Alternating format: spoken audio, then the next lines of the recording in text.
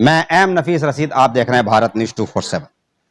जिस तरह से अल्पसंख्यक आयोग चेयरमैन पर इल्जाम लगा है, सीधा सीधा ये कि उन्होंने किया है फर्जीवाड़ा अपने यानी के संस्थान के द्वारा, और ये सरकारी संस्थान है और इसके द्वारा अगर किसी गरीब का हक मारा जाता है तो बड़ा घोटाला यानी कि बन जाता है, और इस पर लोग ऐतराज भी करते हैं। सादाब साहब, थोड़ा जानना चाह रहा हूं कि आप प्रेस कॉन्फ्रेंस के अंदर कह रहे थे कि भाई आपने एक प्रोग्राम कराया और प्रोग्राम के बाद में यानी कि जाकिर खान खुद पैसा खा गए। ये पूरा घटनाक्रम थोड़ा मुझे बताइए कि कैसे हुआ। ये जैसे मैंने प्रेस कॉन्फ्रेंस में भी बताया, ये मार्च 2021 में हमने प्रोग्राम किया था जी। तो जब उसके बारे में मालूम करने के लिए कुछ दिन बाद में ऑफिस पर गया डीएमसी, तो वहां मुझे मालूम हुआ कि जी आपको आपके प्रोग्राम की पेमेंट हो गई है उन्हीं के स्टाफ के जरिए। तो मुझे बहुत अचंभा, बहुत हैरत हुई कि ऐसी कोई पेमेंट नहीं हुई, वो सब पेमेंट हमने अपने पास से की थी। तो मैंने चेयरमैन साहब से मुलाकात की और उसको इसके बारे में बताया। चेयरमैन साहब ने कहा नहीं, किसी ने आपसे ऐसे ही बोल दिया होगा।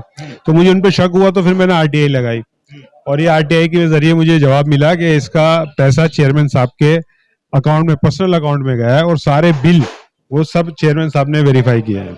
अच्छा, तो ये आरटीआई के बाद में मालूम हुआ, तो इसकी शिकायत किसी से करने की कोशिश की आपने? जी, मैंने उससे कुछ टाइम बाद सीएम साहब से भी की, एलजी साहब के यहाँ भी की, चीफ सेक्रेटरी साहब के यहाँ भी की। मैंने तीनों जगह मैंने रिटर्न में दी और सीएम साहब से मैंने टाइम भी मांगा मुलाकात का, एलजी साहब से, लेकिन मुझे कोई टाइम नहीं दिया। सीएम साहब कहते हैं अरविंद केजरीवाल कि कोई भी भ्रष्टाचार कर रहा है उसका वीडियो बना लो, उसके सबूत इकट्ठे कर लो, उनको दे दो, वो तुरंत कार्रवाई करेंगे, क्योंकि उनका एक दावा है कि वो कट्टर ईमानदार सरकार है। कभी तो कट्टर ईमानदार मुख्यमंत्री से मिलने का समय नहीं मिला आपको? बिल्कुल जी नहीं, बिल्कुल। मैं भी आपके जिस तरह आपने सुना होगा कि वो अपनी जुबान से ही कहते हैं, प्रैक्टिकली जो मैंने देखा, एक इंसान कंप्लेंट दे रहा है, टाइम मांग रहा है मिलने का, प्रूफ दे रहा है, मैंने बिल भी लगाया अपनी कंप्लेंट के साथ, बाकायदा मैंने टाइम भी मांगा, मैंने रिमाइंडर भी दिया, उसके बावजूद भी मुझे ना टाइम दिया गया, ना आज तक मेरे पास कोई जवाब आया। फिर भी हम थोड़ा और जानना चाह रहे थे, आपने जो प्रोग्राम किया था वो स्वागत समारोह किया था या किसी की आवाज को मजबूत करने के लिए कोई किसी सिस्टम से जुड़ा था?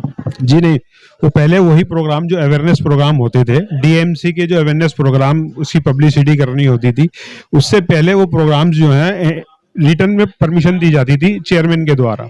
लेकिन इस चेयरमैन ने आने के बाद, क्योंकि मुझे लगता है कि इनकी मंशा पहले से यही थी कि इन्हें गबन करना था, इन्होंने रिटर्न में कोई परमिशन नहीं दी। इन्होंने हमेशा सबसे यही कहा कि आप प्रोग्राम करिए और मैं आऊंगा।